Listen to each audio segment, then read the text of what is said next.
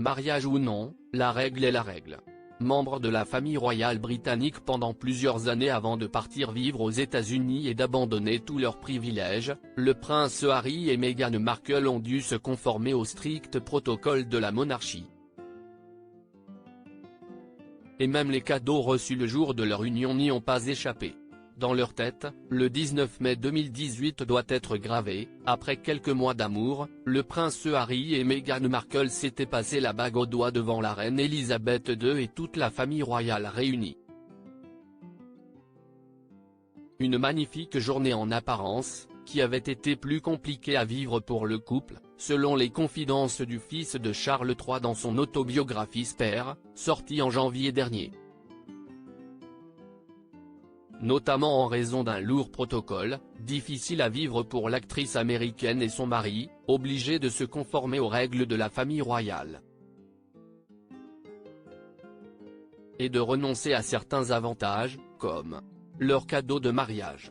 En effet, les règles sont très claires concernant la famille royale, impossible pour eux de recevoir un présent, notamment à des fins publicitaires.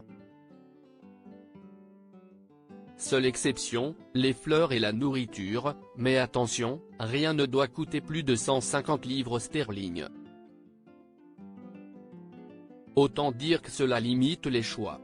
De nombreux invités se sont donc vus retourner leurs cadeaux, et selon la presse britannique, c'est à 7 millions de livres sterling que le couple a dû renoncer.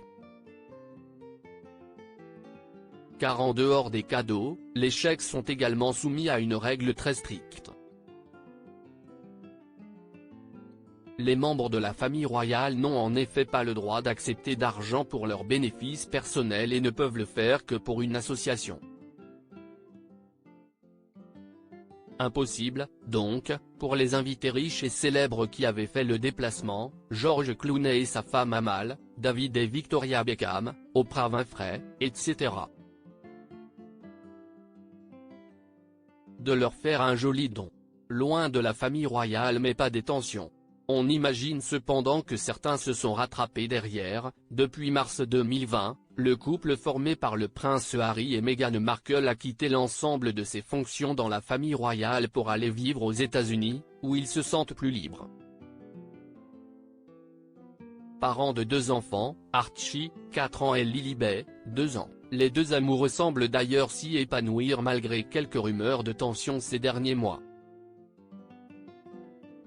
En tout cas, ils ne sont pas prêts de retourner à Londres. Depuis leur départ, et leurs nombreuses accusations, la guerre est déclarée avec la famille royale. Et les dernières révélations d'Omid Scobie, un journaliste plutôt proche d'eux, ne vont pas arranger les choses. Selon lui, en effet, c'est le roi Charles III et Kate Middleton qui seraient à l'origine des déclarations racistes dénoncées par Meghan Markle dans son interview avec Oprah Winfrey en 2021. Info ou intox. En tout cas, les relations sont plus froides que jamais.